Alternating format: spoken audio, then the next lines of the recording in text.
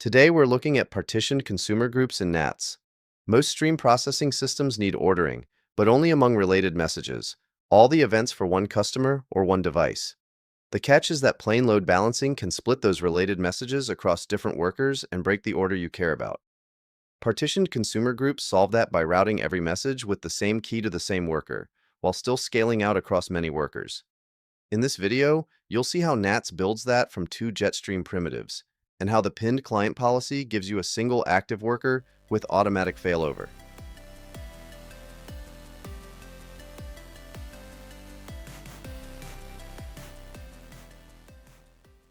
So the goal is simple. Keep each key's messages in order, but still spread the work across a fleet of workers. NATS does this by combining deterministic partitioning with pull consumer priority groups. Let's walk through how those two pieces fit together. Let's talk about processing messages in order in NATS. Most stream processing work only needs ordering among related messages.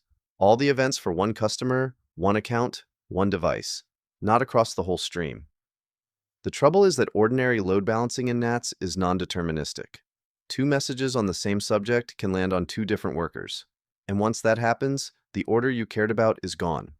Partitioning means splitting a stream of work into independent buckets by a key. Each bucket can be processed on its own, so you scale out while still keeping related items together. Partitioned consumer groups solve the ordering problem with exactly that idea. Every message that shares a partition key gets routed to the same worker, so each key is processed in order. Different keys still run in parallel across many workers. If that sounds like Kafka consumer groups, that is the same model, built in NATS from two JetStream pieces. So how does it actually work? The pattern combines two independent mechanisms. The first separates messages by key. The second decides which worker handles each partition. The partition function is a subject transform. It hashes the subject tokens you choose and turns them into a partition number from 0 up to x minus 1. The same token value always lands in the same partition. That hashing is deterministic, so it is roughly balanced and completely repeatable. You apply the transform at the stream's ingress, and it appends a partition token to each subject. Now messages physically separate by key, right inside the stream. The second piece is pull consumer priority groups. These coordinate which of several competing clients receives a partition's messages. They are pull only and need explicit acknowledgement. Underneath, partitioning uses the pinned client policy. With the pinned client policy, the server picks one client to receive all of a group's messages, while the others wait on standby. If that client goes quiet past its timeout, the server simply repins to a standby. That is what puts a single worker in charge of each partition, with failover built in. Let's put it together. Partition a stream's subjects by customer or account or device. Then run one pinned client consumer per partition. Each key's messages are processed in order by exactly one worker at a time, with automatic failover if that worker stops. That gives you a couple of powerful patterns. You get ordered per key processing at scale, where one key runs on one worker, but thousands of keys run in parallel. And you get a single active worker with a hot standby, and no separate leader election system to run. But there is one thing you have to keep in mind. Pinning is affinity and failover. It is not a distributed lock. There are brief windows where a client still thinks it is pinned after the server has already moved on, and messages already in a client's buffer cannot be pulled back. That is why your handlers should be idempotent. An idempotent operation gives the same result whether it runs once or several times, so a rare double delivery during failover does no harm. So that is partitioned consumer groups. Deterministic partitioning keeps each key's messages together, and priority groups put one worker in charge of each partition with failover built in. So I'll do a quick overview and try to explain how this stuff works a little more in depth. Let's just start at the beginning with a basic NAT stream. And we'll just use the stream orders for now. In this case, say you have Alice and Bob. Anyone else, a single consumer can hand those messages out to several workers in parallel. When the messages are independent of each other, that's perfectly fine. Every worker is doing the same kind of work, and the order between two different customers simply doesn't matter. Spreading them out just makes things faster. But now suppose two messages are related. You have Alice's buy, and it has to be processed before her pay. You don't charge the card before the order is confirmed. If the consumer load balances those two onto different workers, nothing keeps them in step. One worker can finish before the other, and pay ends up processed before buy, so the order is broken. So you might think, use a single worker. Consumers already deliver messages in order, and if that one worker processes them serially on a single thread, buy fully before pay, the order holds. But we want to make this faster and be more parallel. So what can we do? We don't have to process these messages in a single thread. We could make this multi-threaded. If it pulls messages onto several threads with no key affinity, any thread grabs any message, then buy and pay run at the same time again. If pay happens to finish first, you're right back to a reordered result. But on the client, you could have the app hash each key to a fixed thread. Alice will always go to thread 1 and Bob to thread 2. Now each key is handled by one thread in order while different keys still run in parallel. And that's per key partitioning on the client done inside the process. But that's only kind of the happy path. The consumer has already delivered Alice's pay into your buffer while you're still working on buy. So if buy fails and gets redelivered later, it comes back after pay was already processed and the order breaks again. Surviving failure this way could take pretty careful application code. So, what if the server just enforced ordering for you? You would normally act on a full completion that was successful. And if there's an error, you don't want to act. So, that's exactly what max act pending equals 1 does. Force the consumer to keep just one message in flight, one unacknowledged message at a time. Nothing new is delivered until the current message is act. So buy is delivered, process, and act, and only then does pay go out. Even a redelivery of buy always arrives before you could ever see pay. The server guarantees the order with zero cooperation from your code, which is pretty cool. But that serialization can have a cost.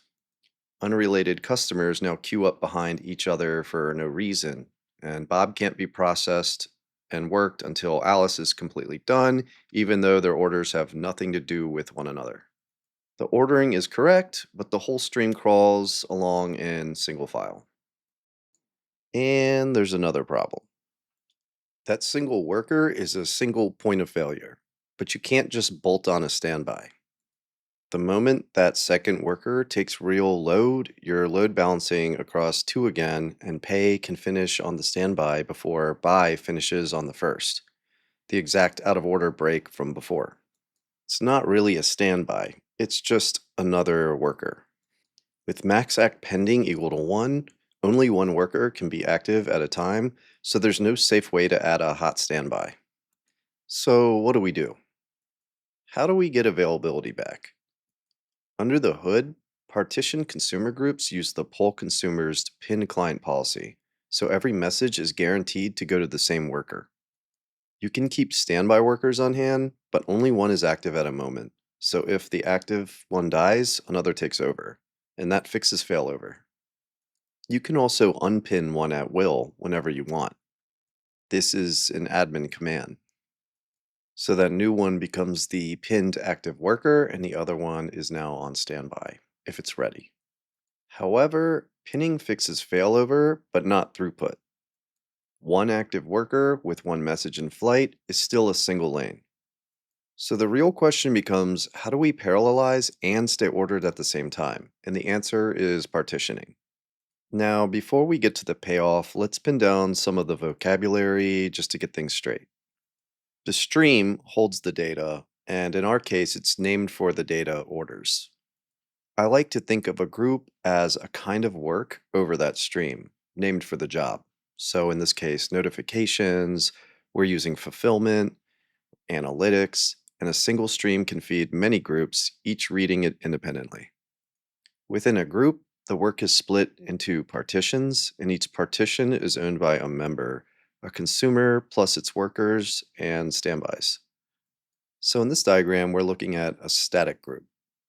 On the left, you can see our producer, which goes through a transform and transforms into partitions just to the right of it. That transform goes into our orders stream, which now contains these subjects, which represent our partitions. You can see in this case, these partitions we have are in our group fulfillment. You could look at the other two groups to be pretty similar to this, and you can have many partitions. We're just showing two right now. And you can see our member M1 with its consumer that filters on 0. That's on the server. And then the worker with its standby that is part of that member. And Elastic looks similarly, but there is a difference. Elastic uses a work queue stream, which sources from the main stream, and the work queue stream has a filter on it for whatever partitioning you're trying to represent. So let's see how that partitioning works. For static groups, you partition the stream with a subject transform set once. So here we have partition 3.1, and it takes a hash function of a wildcard, in this case token 1, the customer, and stamps that number 0 to 2 onto the front of each subject as it arrives. So Alice deterministically lands in the same partition every time. That leading token is what everything downstream filters and pins on. Elastic actually does this internally. You don't have to do it up front. And you can partition on just one wildcard, more than one wildcard, or the whole subject. So each partition is pinned to its own member. Alice's messages always hash to the same partition and therefore the same member, whose single pinned worker processes them one at a time so they stay in order. Max act pending equals 1 is the safeguard that enforces this in case a worker would otherwise pull several at once. Meanwhile, Bob and Carol hash to their other partitions and other members, running fully in parallel. One serial worker per partition gives ordering within a key. Separate partitions give parallelism across keys, and the standbys keep it highly available. All three problems are solved. Now, so far, the group spread partitions across members evenly. And that's fine when traffic is even, but real streams have whales. For instance, let's say we have an Acme account that fires 10 times the volume of everyone else. Its partition becomes a hot bath. When you have more partitions than members, the balance split hands each member several partitions to drain with its one serial worker. And if a hot partition lands on the same member as a quiet one, that quiet key starves, waiting in line behind the flood. So the fix isn't really adding more partitions, it's custom mapping. You hand assign partitions to members, so member M1 now owns the hot partition and nothing else. Acme gets a full dedicated worker and can flood all it likes. Alice, Bob, and Dave share M2's worker, and since they're quiet, that's plenty. Same partition count, same pin single worker ordering. You've just moved the boundary, basically. Although there's a caveat that static membership is fixed at creation. To change the mapping, you delete and recreate the group. So custom mapping fits a known hotkey, not one that moves around. So static groups have two limits. The partition number has to be baked into the subject up front, and membership is frozen at creation. Elastic lifts both. It works on any stream. The messages don't need a partition token already, and you can add or drop members at any time, up to a maximum set at creation. And the library sources your stream into a hidden work queue stream, stamping a partition token onto each message as it copies it in. The work queue streams simply source from the main stream. Because the library owns that stream and its consumers, it can reshuffle the partition filters live with no teardown. And it requires acknowledgements to be explicit. So when membership changes, things shuffle around. Let's drop member M3 and its box disappears. Its partition moves up to a surviving member, so M1 now runs partition 0 and partition 2. And if we add a member back, it gets its own setup again, and partition 2, in this case, moves back down into it. Through all of this, the group and its work queue stream are never torn down. The library just reassigns filters on the consumers it already owns. And just a note, dropping the last member doesn't delete the group. Messages simply pile up until you add a member back. So one thing to size when you create an elastic group is that work queue buffer. It holds the messages the library sources from your original stream, and you can cap it by total size in bytes or by number of messages. But when it hits the cap, sourcing is suspended for up to a few seconds before it rechecks and resumes. If you set the cap too small for your throughput and the buffer runs dry during those windows, brief pauses can starve the workers. So keep it above a few seconds worth of processing. So strict ordering isn't the only reason to pin a key down to one worker. Suppose processing a message needs a slow external lookup, say a database query for an account's data. Because every message for a given account always lands on the same worker, only the first message pays that round trip. The worker caches the result, and every later message for that account is served from a warm local cache, no database call, much faster. Routing by key turns into a high cache hit rate. And unlike strict ordering, this doesn't need max act pending equals 1. You only need key to worker affinity, not serial processing, so a worker can keep several messages in flight at once and still benefit from its warm cache. So which do you reach for? Both give the same guarantee, each key pinned to one serial worker, ordered within a key, parallel across keys. Where they differ is where the consumers live and where membership can change at runtime. Static puts consumers directly on your stream, so it needs the subject transform up front and freezes membership at creation, the lowest latency and fewest resources. Elastic copies your stream into a hidden work queue that does the stamping, which is what buys it live, add and drop, and any stream support, at the cost of a duplicate copy of your messages. Rule of thumb, reach for static when membership is known and stable, reach for elastic when membership changes, when you can't transform the stream, or when several groups share one stream. In both, the partition count is fixed at creation, only elastic lets you change the membership live. So we'll run some examples on the CLI using the CG tool and just kind of see how this works even further. Let's do it. All right, let's do a quick demo of the CLI and the CG tool. For static, we start by creating a partition stream. This is stream foo, and the subject transform stamps a partition number onto the front of every subject as it arrives, 10 partitions here. That leading token is what the group filters and pins on later. Let's just confirm the transform went through on this stream. And there it is. Cool. Here's the group itself, a static consumer group called CG on stream foo, over 10 partitions with two members M1 and M2, spread with a balanced mapping. One thing to watch, the filter goes in with the filter flag. If you pass the arrow as a plain argument, it gets read as a member name instead, so don't do that.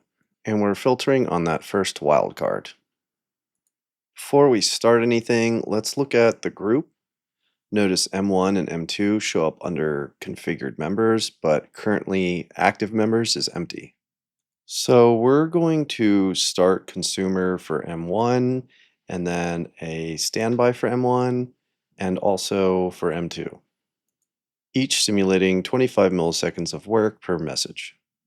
And you'll notice these say consuming, but they're not consuming anything yet because we're not publishing anything yet. So if we run info again, you'll see them there. Both members are now active and every partition is covered. Let's see what this looks like in the KV store where the configuration is actually saved. So there's our static consumer groups bucket. Let's look at it. And this shows foo.cg, our consumer group. So let's check that out. And there you go. You can see our consumer group there, max members 10, with our filters and our members. All right, let's start publishing and see these things in action. When I start publishing, you should see the two members take over processing messages, and there you go. The messages are balanced between them, between the partitions for both of our members, M1 and M2. So watch what happens when I kill the active M1. I'll use Control-C, and you'll see the other instance member pick up right where it left off. There you go, cool. And now that's the new pinned worker for M1.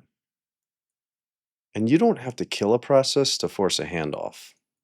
A step down administratively unpins the current instance, so another running one takes over.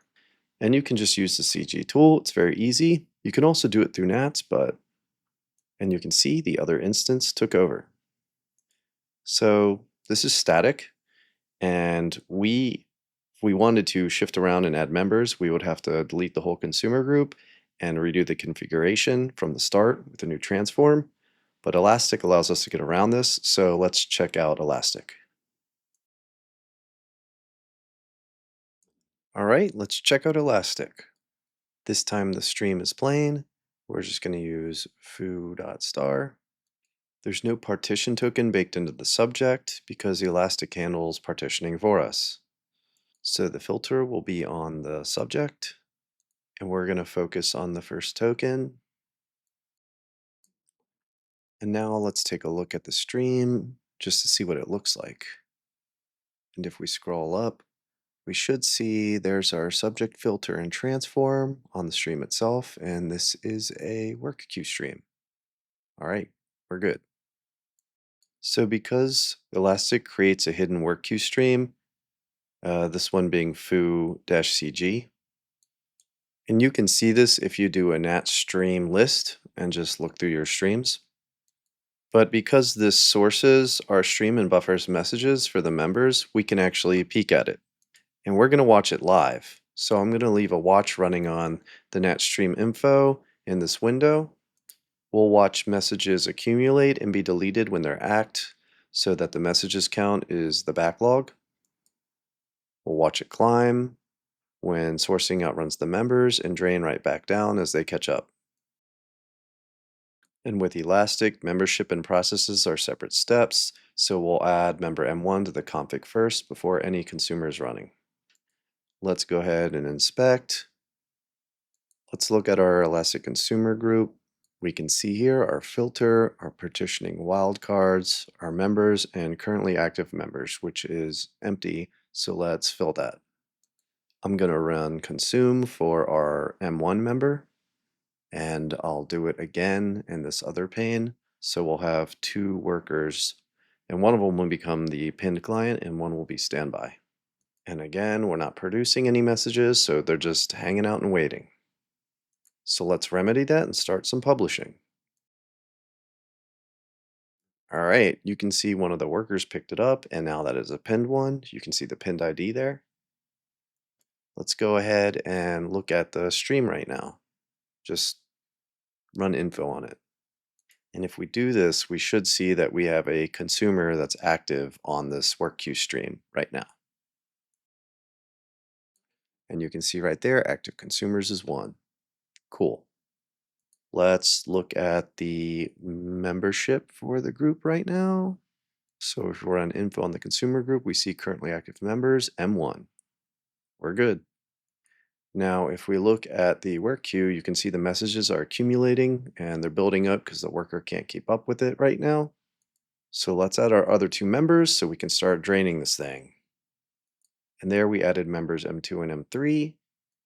We can see they're added, but M1 is still the only active member if we run info. And there you go. But let's start consuming on these 2. So I'm going to run a consume for M2 and M3, and we should start seeing these messages be drained in our work queue stream. So it's important to note that consume doesn't add the member to the group, it only starts an instance. It goes active only because we already added these members to the membership a moment ago. If we consume for a member that isn't in the roster, it just sits idle. So yeah, we should see the messages draining now that we have 2 other members now working on these messages. Let's see what it looks like in the KV store. You can see everything here, our max members, our partitioning filters, and now it's Elastic Consumer Groups bucket in the KV store. You can see this is revision 8 because we've added members and we've done various things. We can make member M1 step down and the other standby will take over, just like static. But we can also drop M1 entirely. So let's try that out. See, here I go. If I run this and I drop, we should see M1 cease, and there we go. And now we're just at members M2 and M3. And now I can add M1 back again at will, and it'll pick back up. The partitions will again be divided out between all three of our members, and M1 starts back up again. You can see our messages are being drained faster. Let's kill this M1 process here, and boom, the other one picks back up right there, the standby worker. So you can see with Elastic, we can add members and drop them at will, and the work will continue on. Um, we can also make certain workers step down with the standbys taking over. So this is some really powerful stuff, and it's really cool that the library takes care of all of it for you. And this is all configuration just stored in NATS KV store, which is really cool because you can change it live. So these were some really cool examples of using the CLI with the CG tool. We'll take a look at some Go code really quick and check out a little demo I put together. We're not going to dive into all of the code for the demo because that would take a little bit, but we'll give a good quick overview of how the Go code works when we're wanting to manage these consumers and also process things from them. So let's go check that out. So I'll just do a quick explanation of how this works and then show off the little demo. On startup, the server launches NATS in process, so there's nothing external to install and it connects through memory. Then it wires up each demo's page, one long-lived read stream, and its action endpoints. So our partition consumer groups hash each message's key to a partition. Each partition is owned by exactly one member, and a member handles its partitions one message at a time. And you've seen this, that's what gives us parallelism and strict per key ordering. The static group has fixed members, and the elastic group starts empty, and you add members at runtime. And you tell it how many to partition and how much to buffer. For Elastic, the add drop buttons just hit two HTTP endpoints, which call into the group. If you drop one, its instance keeps running so it can hand its partitions off fast. While a partition has no owner, its messages buffer in the group's work queue stream and then later drain in order to whoever takes it over. When the producer runs, it publishes a message per customer on a timer. The page holds a single SSE connection opened on load. Every event is pushed down as a tiny signal patch, and the front end gets a small JSON object in the flow signal. A small web component watches that signal, and every patch reruns one function that flies a dot, colored per customer from the producer to its partition. When a member handles the message and the acknowledgement is confirmed, that fires a second event and that second dot from the partition to the member's card where it lands as a feed row. And that's basically the whole loop. We publish, confirm, send the event, patch, and then show the dot. So let's see what it looks like.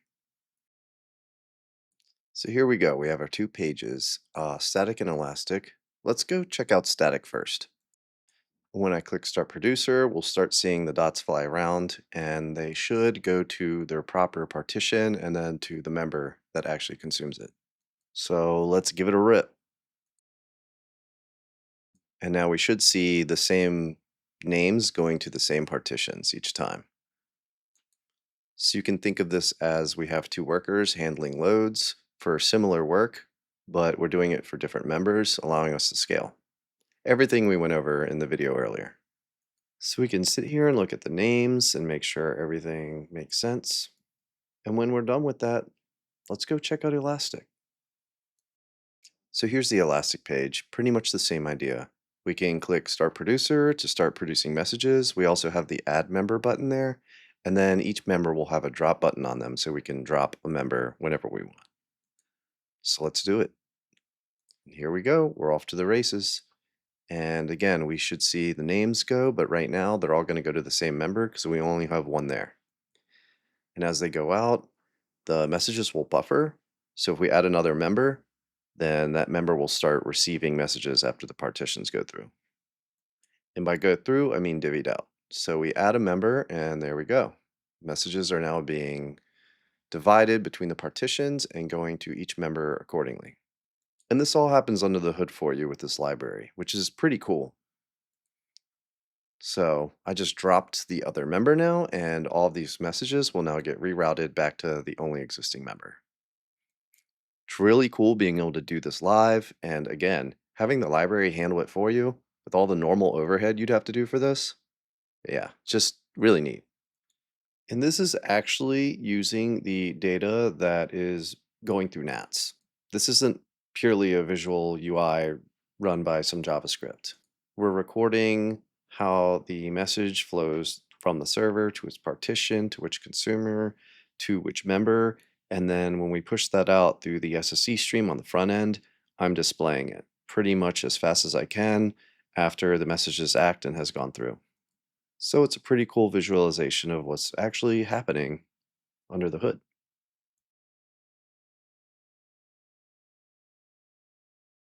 And that's partitioned consumer groups in NATS.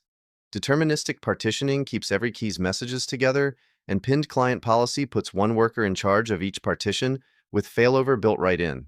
You get Kafka-style ordered, scalable processing without bolting on a separate coordination system. Just to be clear, we wanted our messages in proper order using max acknowledgement pending equals 1. If you don't require this ordering, you can still use this partitioning.